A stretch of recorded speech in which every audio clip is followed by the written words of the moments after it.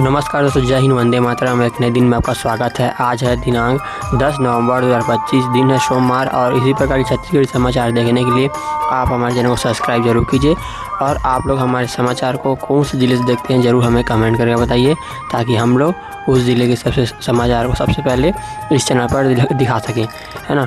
और चैनल पर नए चैनल को सब्सक्राइब करना मत भूलना और बेल को जरूर दबा लेना। जिस प्रकार जैसे कि आप लोग देखते हैं कि हर दिन आपको जो है यहाँ पास मौसम विभाग संबंधी और खेल संबंधी, रोजगार संबंधी सभी प्रकार का न्यूज़ आपको यहाँ पास मिलता है। इस प्रकार सब्सक्राइब करके बेल को जरूर दबाइए। चलिए शुरू करते हैं।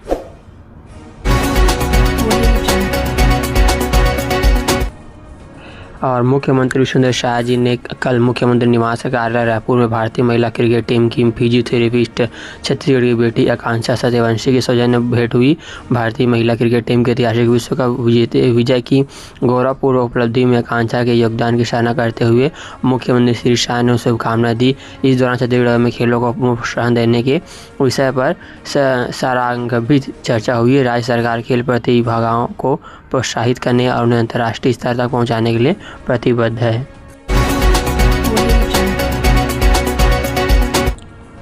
और मुख्यमंत्री विष्णुदेव साय जी ने कल रतनपुर में मां महामाया मंदिर में दर्शन कर विधिवत पूजा अर्चना की एवं छत्तीसगढ़ की खुशहाली और समृद्धि की कामना करते हुए मां महामाया का आशीर्वाद भी लिया।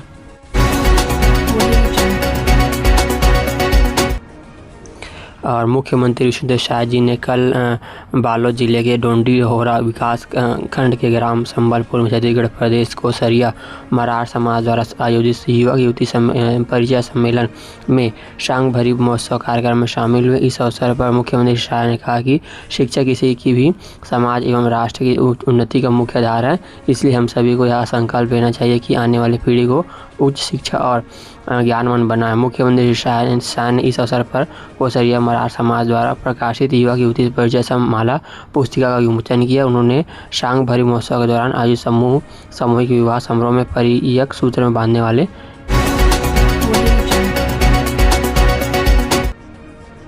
मुख्यमंत्री विष्णुदेव साय जी ने कल बूढ़ापारा आउटडोर स्टेडियम रायपुर में आयोजित रोमांच, ऊर्जा और साहस से भरपूर राष्ट्रीय super cross bike racing championship 2025 में शामिल हुए। रजत जयंती समारोह में श्रृंखला में आयोजित इस अवसर पर मुख्यमंत्री श्री शाह ने कहा कि यह आयोजन युवा शक्ति, अनुशासन, साहस और जिम्मेदारी का अवसर है। देश भर में आए 100 से अधिक प्रोफेशनल राइडर्स और हजारों दर्शकों की उपस्थिति ने इसे राष्ट्रीय स्तर का आकर्षण बना दिया है। तो दोस्तों लोग जानते होंगे, है ना, बूढ़ापारा में जो कि स्टेडियम है, आउटडोर स्टेडियम, वहाँ पर जो है बाइक रेसिंग की जो कार्यक्रम चल रही है उसके बारे में। और 2 दिन का कार्यक्रम था जो कि समाप्त हो चुका है।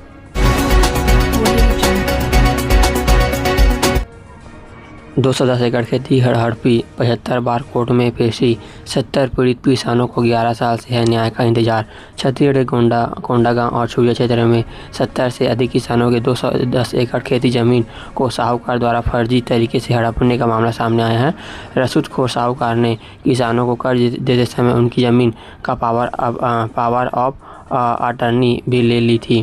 दोस्तों ये पूरा जो मामला है वो आया है छत्तीसगढ़ के डोंगरगढ़ और छुरिया क्षेत्र से, जहां की पीड़ित किसान पिछले 11 वर्ष से अपनी ज़मीन वापस पाने के संघर्ष कर रहे हैं। तत्कालीन तहसीलदार और एसडीएम ने भी किसानों के पक्ष में निर्णय देते हुए साहूकार के खिलाफ कार्रवाई की अनुशंसा कर दी है, लेकिन राजनीतिक संरक्षण के चलते आज तक उस पर अमल नहीं हो सका है। इस अवधि में 6 तहसीलदार और 8 एसडीएम बदल भी गए हैं।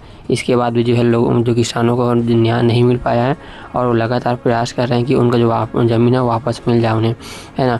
और पीड़ितों की पेशी जो है 75 पेशी हो चुकी है, लेकिन न्याय की कोई भी नहीं मिली है।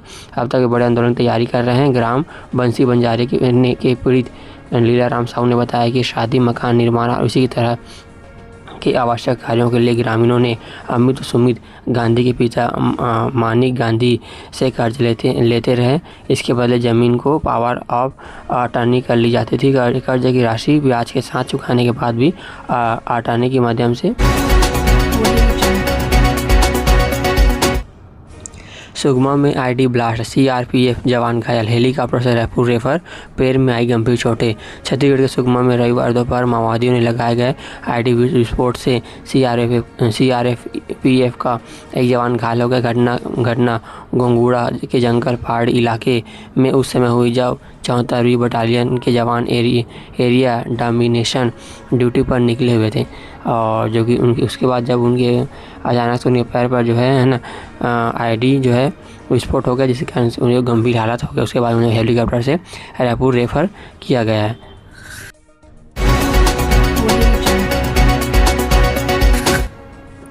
उप मुख्यमंत्री साव पर लगे सरकारी पैसे का निजी कार्यक्रम में उपयोग का आरोप, पीडब्ल्यूडी ने किया इनकार।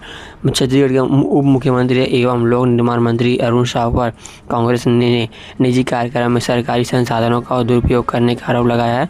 इस आरोप का खंडन करते हुए लोक निर्माण विभाग ने सफाई दी है, लेकिन लोक निर्माण विभाग ने ऐसे किसी भी घटना से इनकार किया है।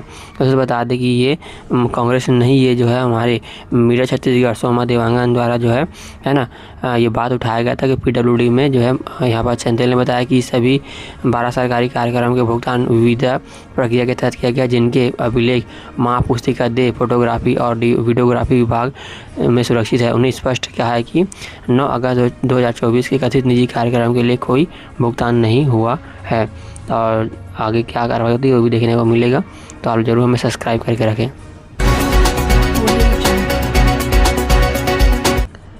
बलरामपुर के ज्वेलरी शॉप में हुई चोरी का पर्दाफाश, 50 लाख का सामान बरामद, 8 आरोपी गिरफ्तार। बलरामपुर में 30-31 अक्टूबर की रात हुई ज्वेलरी दुकान में चोरी का पुलिस ने पर्दाफाश कर लिया है, और इसमें जो है 8 आरोपी पकड़ाए गए हैं और कुल 50 लाख रुपए के सामान भी पकड़ाए गए हैं। तो आप लोग जानते हैं दोस्तों 30 और 31 तारीख को जो एक बलरामपुर में ज्वेलरी शॉप में चोरी हुई थी, है ना, उसका जो CCTV फुटेज जो पुलिस ने खंगाली और 8 आरोपियों को गिरफ्तार कर लिया है और 50 लाख रुपये सामान भी बरामद किया है। बलरामपुर के अतिरिक्त पुलिस अधीक्षक विश्वदीपक त्रिपाठी ने बताया कि 30-31 अक्टूबर 2025 की रात को नाकाबोश चोरों ने दहेज व चौक बलरामपुर स्थित धनंजय ज्वेलर्स शटर का ताला तोड़कर नकदी व सोने चांदी की जेवरात चोरी कर लिए थे। घटना की रिपोर्ट पर थाना कोतवाली बलरामपुर में अपराध दर्ज कर विवेचन प्रारंभ किया गया। उसके बाद खोजबीन जारी हुई, उसके बाद पकड़ में आए लोग।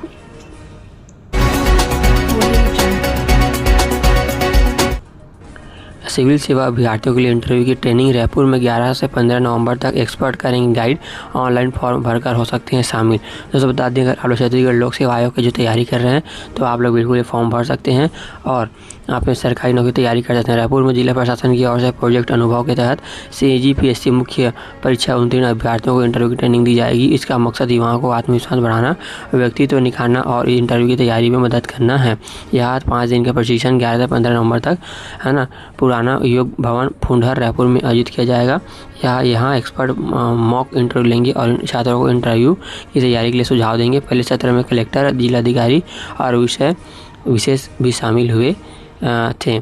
अभ्यर्थी शाम 4:30 बजे तक मॉक इंटरव्यू में भाग ले सकते हैं। ये इच्छुक उम्मीदवार ऑनलाइन फॉर्म भरकर आवेदन कर सकते हैं। ध्यान दें कि CGPSC ने पहली बार फेसलेस इंटरव्यू शुरू किया है, जिसमें पैनल को अभ्यर्थी की शिक्षा और शौक के अलावा व्यक्तिगत जानकारी दी जाती है।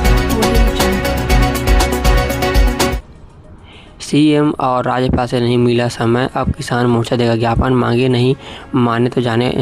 माने तो जाने पड़ेंगे आंदोलन, जो बड़े आंदोलन की दी है यहाँ पर धमकी। दोस्तों यहाँ पर जो किसान मोर्चा है उसे जो है मुख्यमंत्री और उप मुख्यमंत्रियों को जो है समय मिलने का नहीं मिल पाया।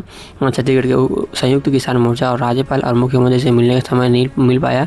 ऐसे में संयुक्त किसान मोर्चा ने प्रतिमंडल से सोमवार दोपहर 3 बजे राज्यपाल और मुख्यमंत्री के नाम ज्ञापन सौंपने का फैसला लिया। किसानों ने कहा कि मुलाकात का समय नहीं मिला, अब लिखित में अपनी बात रखेंगे। संयुक्त किसान मोर्चा छत्तीसगढ़ के संयोजक सदस्य एवं भारतीय किसान यूनियन के प्रदेश महासचिव तेजराम विद्रोही ने बताया कि 27 अक्टूबर को राज्यपाल और मुख्यमंत्री दोनों को पत्र भेजा गया है। पत्र में 6 से 10 नवंबर के बीच मुलाकात का समय मांगा गया था ताकि किसानों की समस्याओं पर सीधा समाधान हो सके, लेकिन सरकार की ओर से अब तक कोई भी जवाब नहीं आया, इसलिए हम सोमवार को ज्ञापन सौंपेंगे। हमने शांतिपूर्वक बात रखने की कोशिश की है, लेकिन अगर जवाब नहीं मिला तो यह चुप्पी आंदोलन में बदल जाएगी।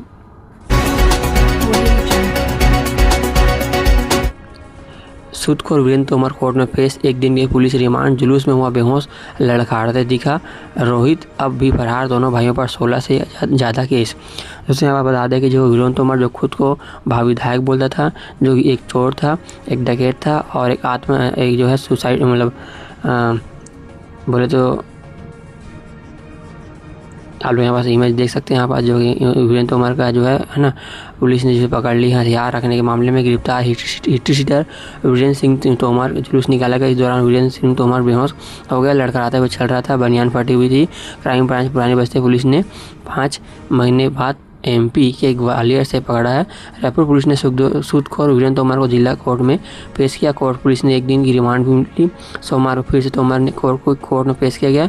फिलहाल पुलिस ने कस्टडी में राज सूदखोर तोमर की रात बीतेगी। इससे पहले SACU कार्यालय में वीरेंद्र तोमर से पूछताछ की गई। वीरेंद्र का भाई रोहित तोमर अभी भी फरार है। एक टीम रोहित तोमर की तलाश में जुटी हुई है। दोनों भाइयों पर रायपुर में कई थानों में 16 से ज़्यादा मामले दर्ज हैं। इनमें चाकूबाजी, मारपीट, हत्या का मामला, धमकी, धोखाधड़ी और ब्लैकमेलिंग जैसे मामले शामिल है। छत्तीसगढ़ हाईकोर्ट के चीफ जस्टिस रमेश सिन्हा ने रायपुर के ब्लैकमेलिंग और सूदखोरी के केस में हिस्ट्री शीटर रोहित तोमर और वीरेंद्र तोमर की अग्रिम जमानत याचिका खारिज कर दी है।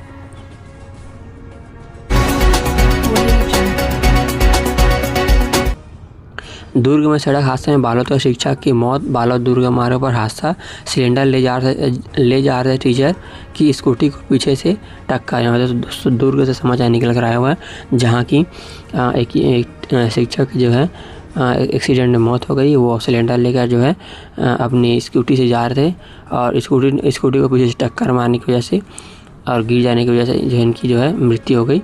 छत्तीसगढ़ दुर्ग जिले के पुलगांव थाना क्षेत्र में शनिवार शाम एक सड़क हादसे में बालोद के शिक्षक की मौत हो गई। जानकारी के अनुसार हल्दी निवासी विजय कुमार साहू शनिवार शाम अपने नए घर बोर्डसी लौट रहे थे और वे हल्दी से गैस सिलेंडर लेकर स्कूटी से लौटते वक्त करीब 4:30 बजे पुलगांव थाना क्षेत्र में उनकी जो है मृत्यु हो गई।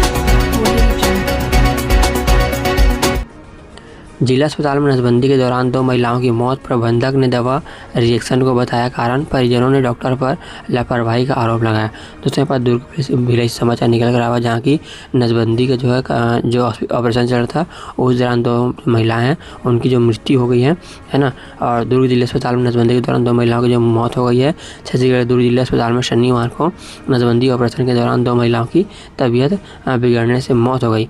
अस्पताल प्रबंधक ने प्रारंभिक तौर पर दवा के रिएक्शन को संभावित कारण बताया है। वही परिजनों ने डॉक्टर की लापरवाही का आरोप लगाया है ना। और ऑपरेशन टेबल पर ही दोनों को झटके आने लगे और शरीर अकड़ने जैसे लक्षण दिखे। उन्हें तुरंत ऑपरेशन थिएटर से ICU में शिफ्ट किया गया, लेकिन दवा देने के बावजूद उन्हें बचाया नहीं जा सका। इस मामले में पूर्व मुख्यमंत्री भूपेश बघेल ने सरकार को घेरा है।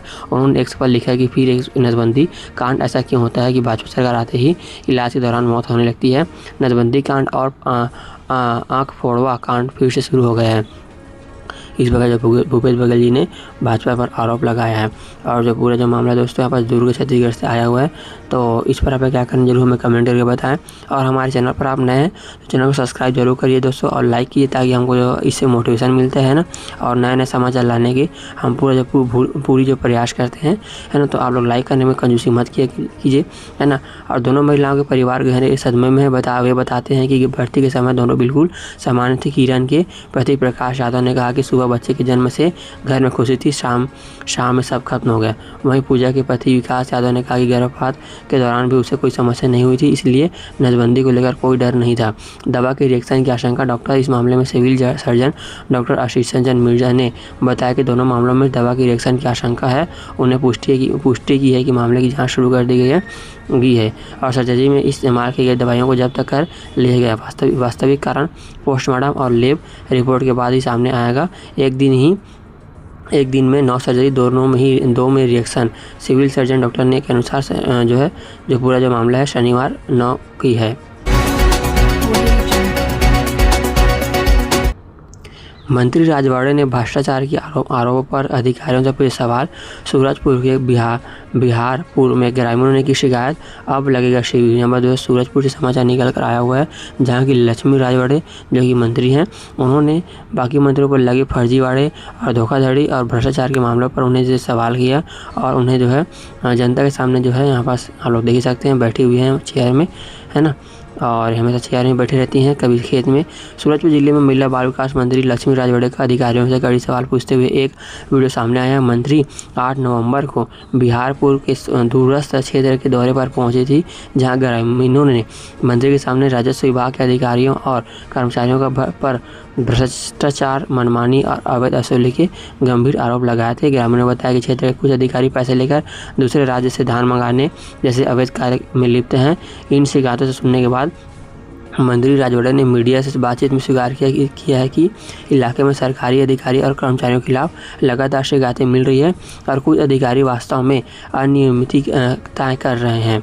ऐसे यहाँ पर जो है ग्रामीणों से शिकायत करने के बाद जो है हमें मंत्री राजवड़े जी ने सभी अधिकारियों के ऊपर कड़ी कार्रवाई करने की जो है कोशिश की है और उन्हें फटकार लगाया है। इस पर आप क्या कहना है, जरूर हमें कमेंट करके बताएं।